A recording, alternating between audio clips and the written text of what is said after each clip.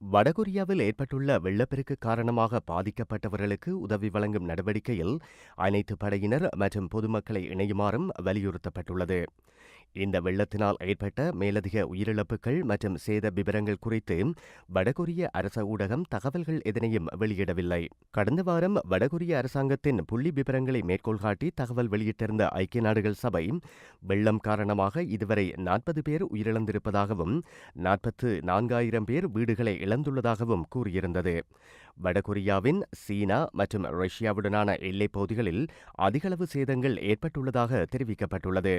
இந்த நிலையில் வெள்ள பாதிப்புகள் குறித்து தகவல் வெளியிட்டுள்ள வடகொரிய அரச ஊடகம் பல்லாயிரக்கணக்கான மக்களின் வீடுகள் மற்றும் பொது கட்டடங்கள் அழியுண்டு போயிருப்பதாகவும் புகையிரத மார்க்கங்கள், வீதிகள், மின் விநியோக கட்டமைப்புகள், தொழிற்சாலைகள் மற்றும் விவசாய நிலங்கள் முற்றாகவும் பகுதியளவிலும் சேதமடைந்திருப்பதாகவும் தெரிவித்துள்ளது.